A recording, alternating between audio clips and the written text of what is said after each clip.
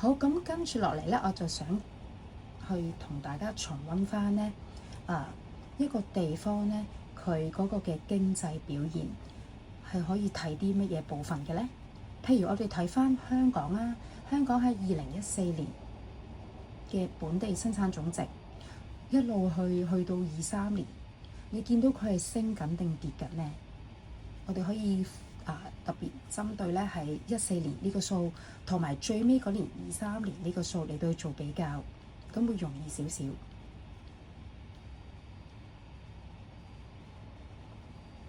咁你會見到咧，其實咧我哋可以計翻咧佢嗰個嘅趨勢嘅喎。咁其實一個地方嘅本地生產總值嘅趨勢，我哋可以點樣去睇嘅咧？其實咧，我哋會見到咧有條公式㗎，就係咧將14年，即係最喺呢個表裏邊啦，最初嗰個年啦就嘅數據啦，就擺落分母，然後將最新即係23年減翻14年嘅數做分子。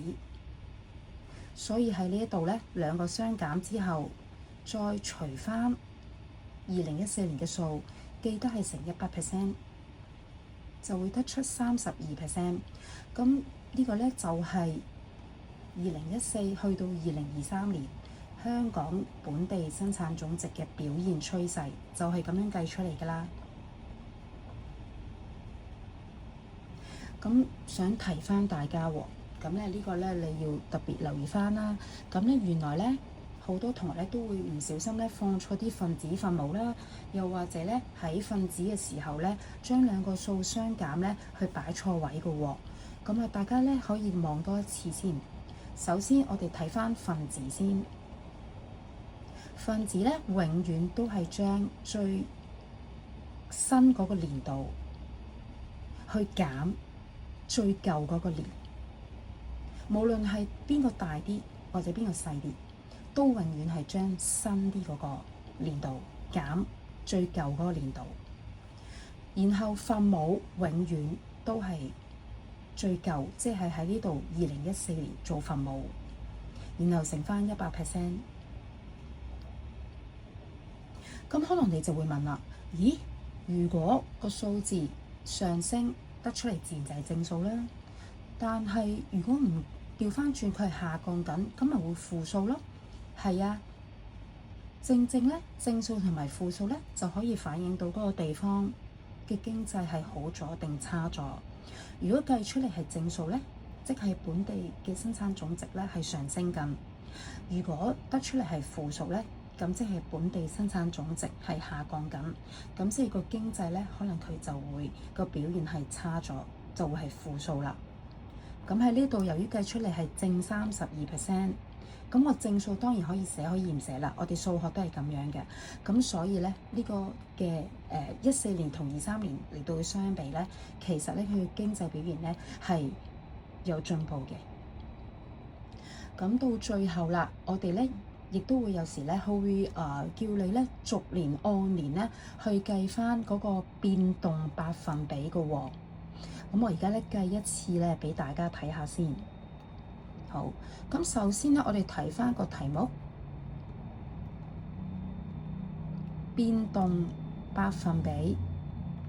好，咁我哋咧我就想咧去今次咧計一計呢一個嘅數字，究竟按年變動百分比係幾多咧？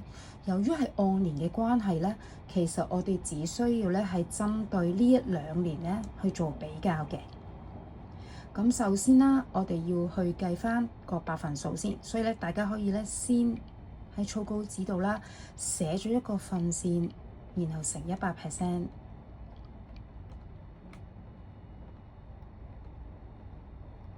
好，咁咧由於咧呢個係一個分數啦，而分子咧記得一定係相減嘅喎。而分母大家仲記唔記得係邊個數咧？係啦，個分母咧永遠咧都係上年嗰個做分母，即係99.6喺呢一度。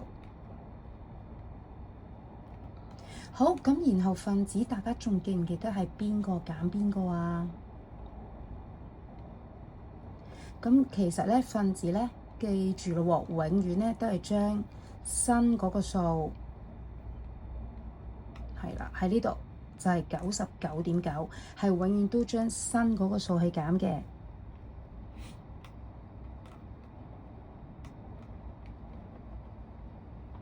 然後咧減舊嗰個數，唔好意思嚇，係啦，減翻咧舊嗰個數喎。咁我用翻藍色，大家容易啲睇啦。因為咧舊嗰個數咧，其實我頭先都擺咗落分母㗎。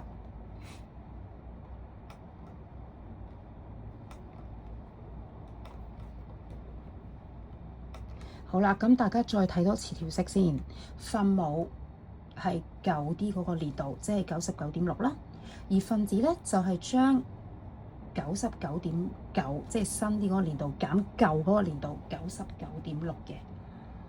咁呢個時間咧，用呢個方法咧，你就會計到個答案㗎啦。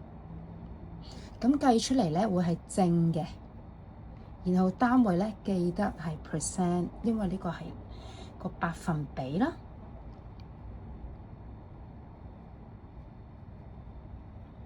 好，咁所以咧計出嚟咧就會係正嘅0.3啦。咁用同樣嘅方法咧，大家都可以計到咧，跟住嗰啲嘅數據㗎。咁大家可以咧自己試下計完啦，對一對咧有冇錯㗎喎。好，咁今日咧就講到呢度啦。咁希望大家咧喺計算香港嘅經濟或者唔同地方嘅經濟表現嘅時候咧，可以用呢啲嘅方法咧嚟到去計嘅。好，咁大家考試加油啦！